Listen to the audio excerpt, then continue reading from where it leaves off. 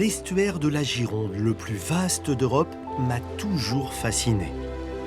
Soumis aux marées océaniques, en mouvement perpétuel, il a dessiné des paysages qu'on ne trouve qu'ici. Aujourd'hui, je pars en compagnie de Raphaël Musso, docteur en écologie, à la découverte d'espaces naturels aussi riches que fragiles. Alors, on entend les oiseaux là, c'est les gorges bleues qu'on entend.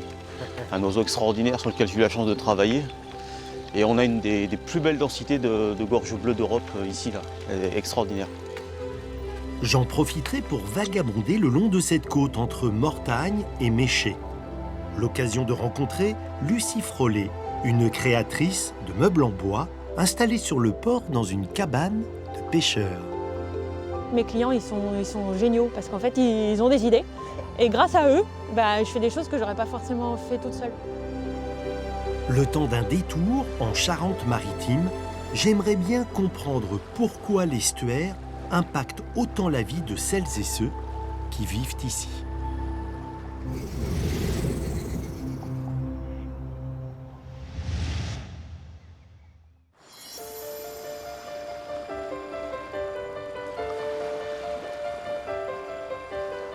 « 75 km de long, 12 km au plus large.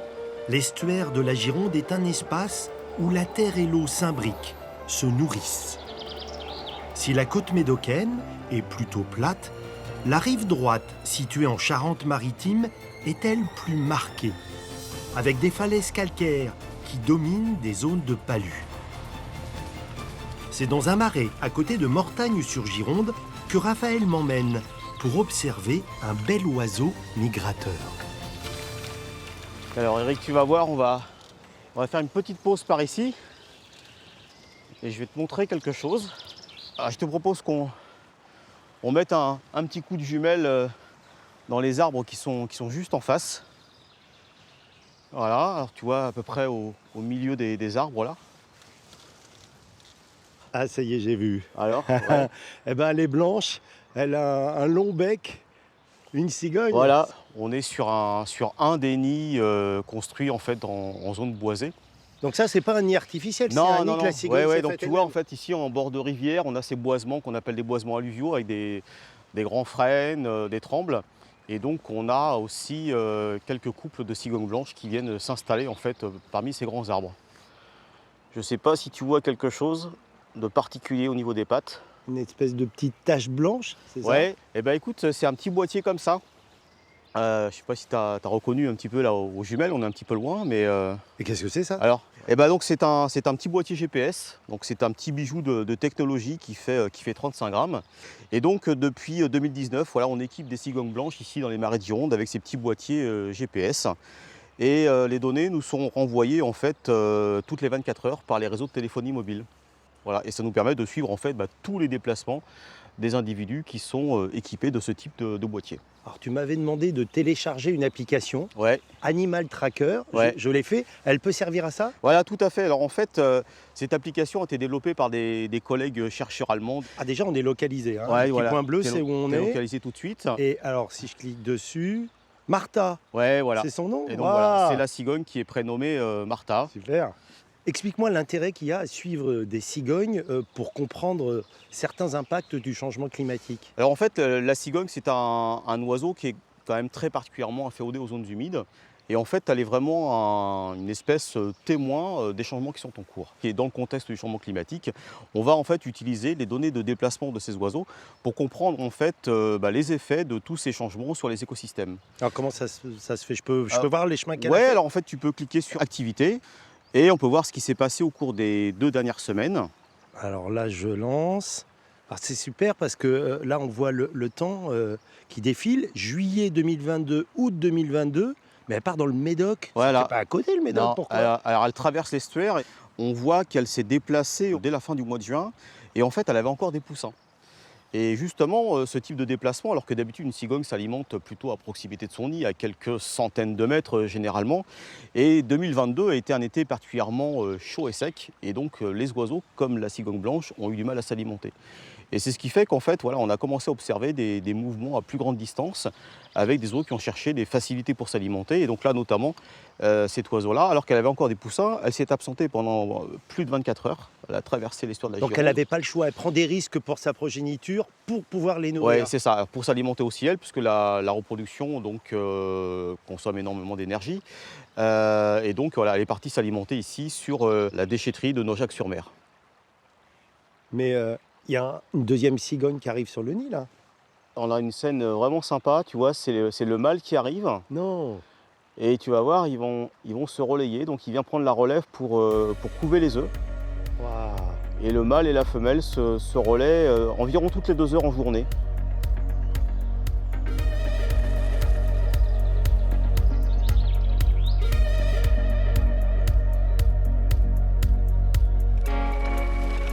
Raphaël est le directeur de l'association Biosphère Environnement, un institut de recherche non gouvernemental qui, grâce à ses travaux, aide à définir des logiques de conservation et de restauration de ces espaces menacés.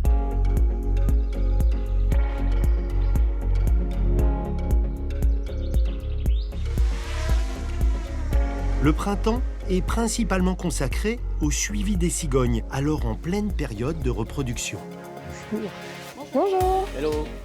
Alors tu vois là, Eric, on rejoint l'équipe, Céline, Elicia et Emma.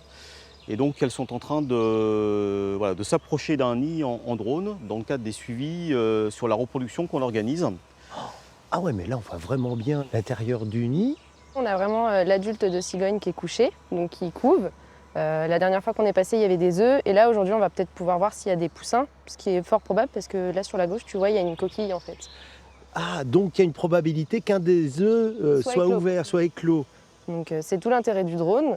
On y va en ne dérangeant pas les oiseaux. Alors parce que tu voles aussi toi en connaissant les règles. Hein, Tout à et fait. voilà, n'importe qui peut pas faire ce que vous êtes en train de faire parce que ça reste quand même un animal sauvage qu'il ne faut pas déranger. Ouais, on est en pleine période de reproduction, c'est une période sensible pour les oiseaux, il ne faut pas les déranger, pas les stresser. Tu vois, en même temps que Céline est concentrée sur le pilotage du drone, voilà, on a les collègues derrière qui surveillent le comportement de l'oiseau en disant attention, elle est en stress, etc. Et donc voilà, on est vraiment vigilants.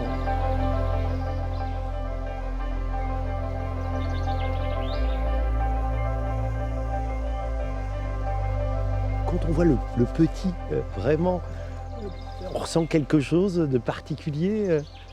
Bah oui, c'est toujours un peu d'émotion quand même de voir le poussin. Enfin, surtout qu'on fait le suivi tout au long de l'année. On les suit l'hiver quand ils partent, au printemps quand ils reviennent. Ensuite, la construction du nid. On est là aussi, on surveille, on voit comment ça évolue. Ensuite, les pontes, après l'éclosion. Donc forcément, oui, c'est un petit quelque chose. Et puis même après, les voir grandir, enfin, tout au long de l'année, ouais, c'est vraiment intéressant et sympathique.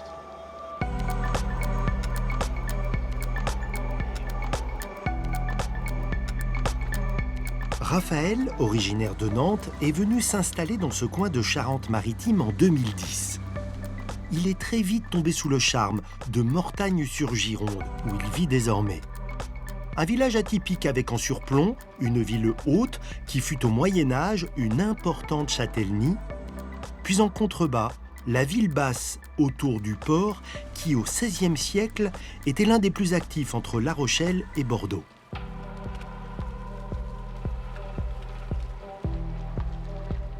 C'est ici que Raphaël veut me faire rencontrer Sébastien, un pêcheur professionnel, grand connaisseur de l'estuaire et des marais, avec qui il a pris l'habitude d'échanger. Salut Sébastien, Salut Raph, ça va? ça va et toi? Alors Bon. cette marée? Bonjour, Eric, Bonjour enchanté. Eric, Sébastien, Ça va? salut Raph. Ils sont beaux, La hein. maigrette, c'est le petit maigre, voilà. Tout frais, tout beau. Je suis pêcheur, je pêche que des migrateurs, que des poissons migrateurs, il y a une saison pour tout. Et étant aussi chasseur, je suis autant sur l'estuaire que dans le marais. Quand je l'attrape avec Raphaël, qu'on lui pose une balise ou qu'on le bague et qu'on le relâche, je trouve ça extraordinaire. C'est le Graal, en fait, c'est d'attraper, tromper l'animal pour l'attraper, quoi. Alors avec des gens comme Sébastien ou beaucoup de chasseurs ou d'agriculteurs avec lesquels on travaille, en fait, on a vraiment la chance d'avoir des échanges directs extrêmement riches. Et en fait, voilà, c'est avant tout notre amour finalement du marais, de ces zones humides qui nous réunit, qui nous rassemble. Et je crois que voilà, en habitant sur le même territoire, voilà, on l'aime.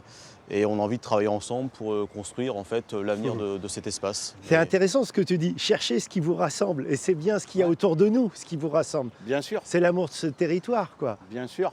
Et nous, on essaye de garder les marais le plus en état possible.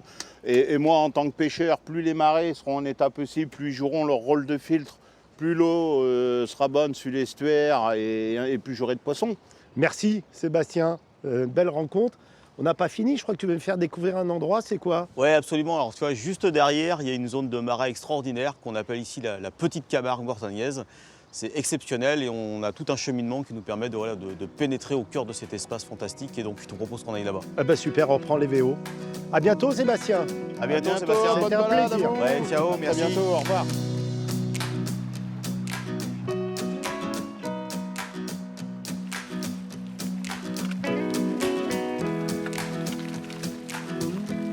Et quand tu as la chance de pénétrer à l'intérieur, là, effectivement, tu es dans une cathédrale de végétation et c'est une ambiance assez magique.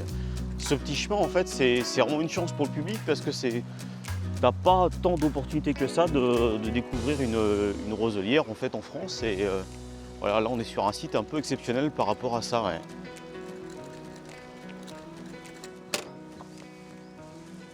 Le voici enfin, cet estuaire qui a l'air si puissant, si grand qu'on a l'impression qu'il ne peut rien lui arriver. Est-ce que c'est le cas? Est-ce que c'est un espace fragile, l'estuaire? Oui, c'est un espace qui est éminemment sensible parce qu'il est assujetti à la fois aux événements continentaux, aux événements marins de grande puissance. Concrètement, Et donc, les menaces, c'est quoi? On est sur un espace qui aujourd'hui reçoit de moins en moins d'eau douce. Donc les débits de la Garonne et de la Dordogne qui alimentent cet estuaire diminuent de manière drastique. Ces zones humides, ces zones de marais sont grignotées à raison de 1 à 2 mètres par an. Et pourtant, ces zones humides sont des écosystèmes d'une richesse incroyable qui rendent des services, comme on dit. Ce sont d'abord des zones d'alimentation pour de nombreuses espèces de poissons. Ce sont des espaces aussi qui rendent de services très très importants pour différentes communautés d'oiseaux. Et puis ce sont aussi ici voilà, ces grandes roselières de vastes stations d'épuration. Et le maintien de la qualité des eaux aussi passe par ces zones humides littorales qui vont jouer en fait ce rôle d'épuration des eaux, c'est ce qu'on appelle la phytoépuration. Alors, quelles sont les solutions? Est-ce que cette roselière qu'on vient de traverser, c'est un bel exemple de ce qu'on peut faire pour protéger ces zones? Ce site en fait a changé suite aux tempêtes de 99-2000, les tempêtes Lothar et Martin. Donc la digue a cédé, donc ce polder agricole en fait ne pouvait plus garder cette fonction de production de céréales. Et le conservatoire du littoral en fait a racheté ce site. Et aujourd'hui on est sur un exemple assez magistral de ce qu'est la renaturation ou la restauration écologique d'une zone humide littorale.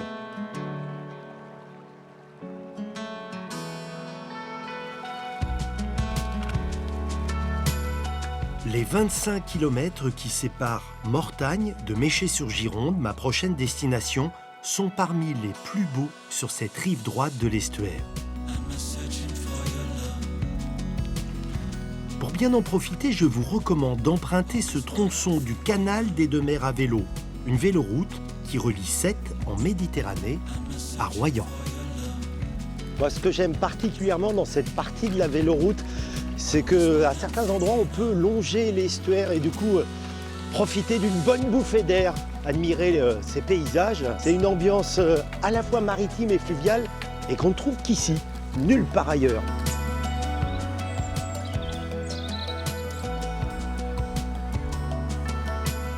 C'est sur le port de Méché-sur-Gironde que se trouve l'atelier de Lucie Frollet, créatrice de meubles et d'objets en bois. Depuis 2010, elle est installée dans cette ancienne cabane de pêcheurs. Bonjour Lucie. Bonjour Eric. Alors, qu'est-ce que tu es en train de faire? Et ben là, c'est une lampe que j'ai moulée hier. Quelle forme? Et lampe en bois, parce que si j'ai bien compris, c'est quand même ton matériau préféré, c'est ça? Ah oui, c'est même juste ça, même du plaquage, seulement du plaquage. Alors, explique-moi comment tu obtiens ces formes. Je ne connais pas d'arbres qui produisent des branches de ce genre-là, avec cette forme-là. Non, j'utilise des feuilles de bois, en fait, qui sont très fines, qui font entre 6 et 12 dixièmes de millimètre, qui sont assemblées et mises en forme dans le moule. Mais alors, ça veut dire que tu les colles entre elles, Oui. donc c'est ce qu'on appelle le procédé de la mêlée, c'est Oui. ça? Mais après la forme, comment tu l'obtiens exactement avec le moule? Je comprends pas. Ben, j'ai toutes les feuilles qui sont collées à plat et je les coince dans un moule qui est en un morceau, 2 morceaux, 3 morceaux, 4 morceaux et je presse. Et ça sèche pendant une nuit et après ça prend la forme que je veux.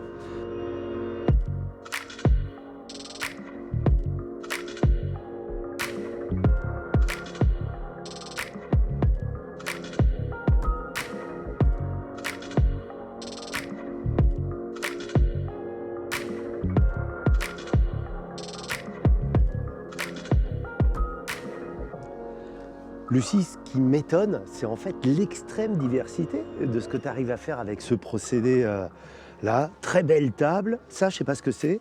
C'est un porte-livre. Ah oui! Alors là, tu ranges les livres comme ça, les petits volumes, et après les grands qui débordent, tu les mets là. Ah puis alors, il y a ces chaises. Je sais pas si c'est pour cette raison que ça s'appelle l'atelier assis. Eh ben si. Eh oui, parce que tu as commencé par ça. Et ben au début, je ne faisais que des tabourets. J'avais un problème avec ça. Et puis au bout d'un C'est moment, je me l'envie suis de se divertie. poser dans la vie, c'est ça? Je sais pas. Je dessinais que des tabourets. Alors là, tu m'as mis un petit échantillon. C'est quoi la diversité des bois que tu peux Oui. utiliser? C'est incroyable quand même à quel point justement les dessins Eh ben oui. qui sont produits naturellement par le bois sont différents. Donc là, c'est du noyer. Là, on a du merisier. Ça aussi, c'est du merisier, de l'érable, du chêne. Et puis après, j'ai d'autres possibilités, de l'érable moucheté, du zébrano. J'aime bien arriver à une ligne épurée. Enfin, qu'on ait l'impression que l'objet, il est simple. Alors des fois, il est compliqué à fabriquer, mais il est simple visuellement. Généralement, les créateurs, les designers, ils sont dans une grande métropole où il y a un potentiel de clients important. Ici, tu arrives à trouver justement des gens intéressés à vivre de ton travail. Eh bien oui, c'est possible. Mais aujourd'hui, il n'y a pas besoin forcément d'être très très visible pour bien travailler. Il faut communiquer et puis il faut se déplacer. Donc moi, je suis là l'été, mais après, je vais faire des salons et où on se réunit, on est 180 créateurs pour le Salon européen des métiers d'art, par exemple. Et là, on rencontre nos clients. Et après, nos clients, ils viennent, ils me recontactent, ils sont très fidèles. J'ai l'impression qu'ici, tu as trouvé ton Havre, c'est le cas de le dire, et pourtant, tu n'es pas du tout de la région. Tu as fait une école d'art en Alsace. Comment tu t'es retrouvé ici, à Méché? Bah, ça, c'est quand même une longue histoire. Et le mieux, ce serait qu'on aille en mer pour que je t'explique. J'en rêvais, en plus. J'accepte l'invitation.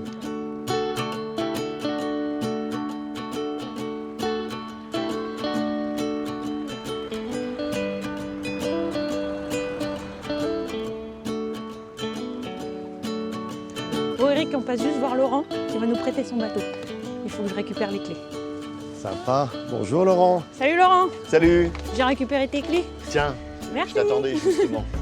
L'étal de poisson, ça vient d'où? Juste là, de l'estuaire, en sortie de port. Là, il y a quelques soldes ce matin, des petits bars et quelques plis, des barbus. Lieu rêvé pour Pêche. un restaurateur qui aime le poisson, quoi. Absolument, que de la pêche locale. Merci en tout cas. Super. À tout à l'heure. Bonne balade.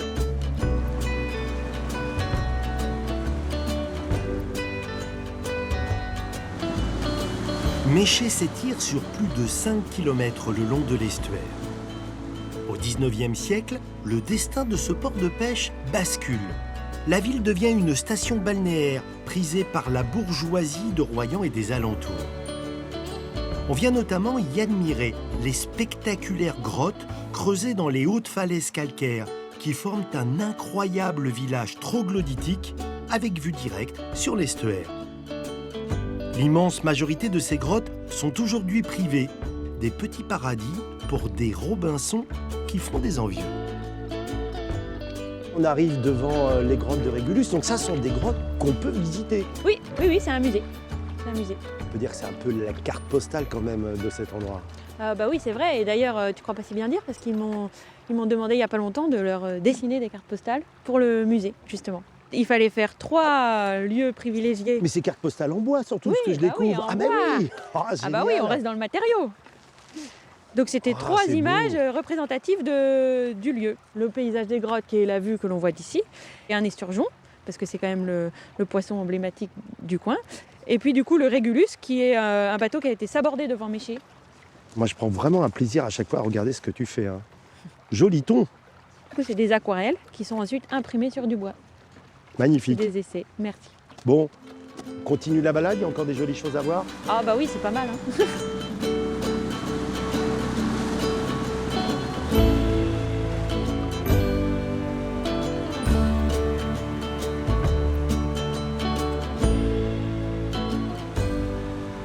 endroit incroyable, ce rocher qui est d'ailleurs coupé un peu de la terre avec les carrelets au bout. Où se trouve-t-on? Eh ben, on est à la plage Évergne et le rocher s'appelle le rocher de la Couronne. Alors j'en viens à ma question, parce que j'aimerais bien connaître la réponse. Comment toi, la Bourguignonne, tu t'es retrouvée ici à Méché, au bord de l'estuaire? Ça fait quand même une très très longue histoire, hein, mais moi je viens ici depuis que j'ai 6 mois. Et même mes arrière-grands-parents venaient ici en vacances. Donc ça fait longtemps que dans la famille, il y a une attache à Méché. Quand tu navigues là comme ça avec moi sur le bateau, que tu mets les gaz et que tu as ce paysage à droite et à gauche, qu'est-ce que tu ressens? C'est unique, non? C'est unique, c'est une grande liberté. Sur l'eau, c'est toujours une liberté. Quelque chose qu'on a envie de répéter et dont on profite à chaque fois qu'on y est. Et c'est tout le temps différent. Ça, c'est une récompense de l'estuaire. Ah oui, ça c'est sûr.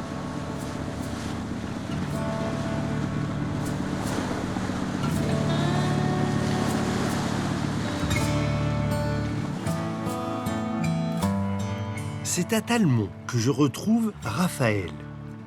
Les vestiges d'une tour médiévale et de quelques remparts rappellent que la petite cité, labellisée plus beau village de France, est une ancienne bastide fondée au XIIIe siècle par le roi d'Angleterre.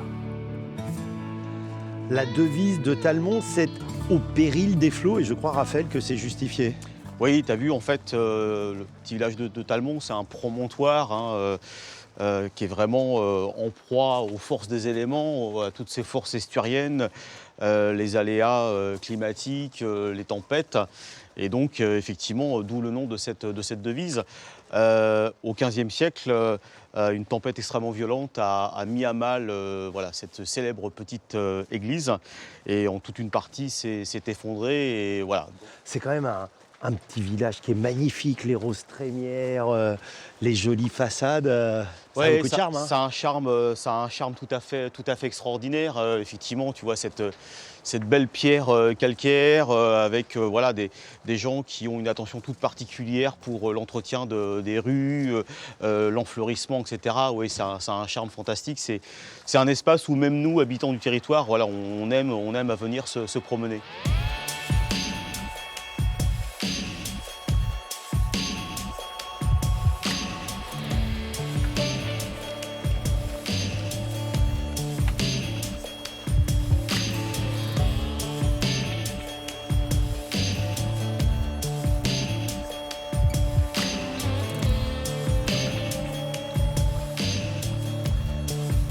Les fameux carrelets qui m'évoquent un petit peu des échassiers comme ça avec leurs poteaux. Ça fait partie du patrimoine de l'estuaire. Hein, ça, ouais, c'est vraiment un peu l'image identitaire de l'estuaire dans l'imaginaire collectif des habitants, du vacancier. Effectivement, le paysage un peu carte postale de cet estuaire, c'est forcément le carrelet. Et il y en a beaucoup? Sur l'ensemble de l'estuaire, sur les deux rives, ouais, on est à près de 600 installations comme ça. Ouais. Par ton métier de chercheur, tu voyages dans le monde entier. Qu'est-ce que tu trouves ici qu'il n'y a pas ailleurs? C'est un petit peu un milieu extrême, hein, quelque part. C'est vrai que pour nous, biologistes, et notamment les gens qui s'intéressent à tout ce qui est grands changements en cours sur la planète et ces grands changements qui vont affecter les grands écosystèmes. Donc effectivement, j'ai eu la chance de participer à une mission en terre subantarctique avec le CNRS et l'Institut polaire français. Je travaille dans la zone sud-désertique en Afrique du Nord. Et quelque part ici, on est aussi sur un milieu extrême, donc très changeant, qui peut être très assujetti aux aléas climatiques au fil du temps. Et donc, voilà, ça fait partie un petit peu de la logique de ces milieux un peu particuliers qu'on a sur la planète et auxquels on s'intéresse vivement. Qui dit milieu extrême dit aussi émotion intense? Émotion intense, qu'effectivement, voilà, tu vas être aussi plongé au cœur des évolutions de ces espaces. Et voilà, et c'est ce qu'on a ici sur cet estuaire. On le voit changer jour après jour, mois après mois, et aussi année après année.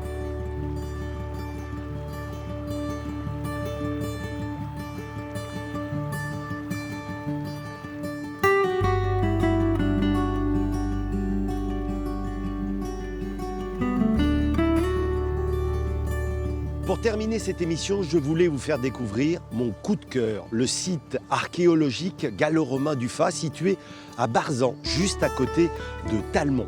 À la place de ce moulin édifié au XVIe siècle, il faut imaginer un magnifique temple circulaire de 35 mètres de haut, 20 mètres de diamètre. Et tout autour, des thermes de 2000 mètres carrés, une large avenue richement décorée, sans oublier un amphithéâtre qui pouvait accueillir jusqu'à 6000 spectateurs. Cette petite agglomération gallo-romaine était née autour d'un port alors très actif, mais la modification du trait de côte, l'envasement de la baie ont provoqué son déclin puis sa disparition. Depuis toujours, les hommes sur ce territoire sont sur une ligne de crête, résister aux éléments ou s'adapter à l'environnement. Et l'histoire de cette petite ville le prouve, au final, c'est toujours l'estuaire qui a le dernier mot.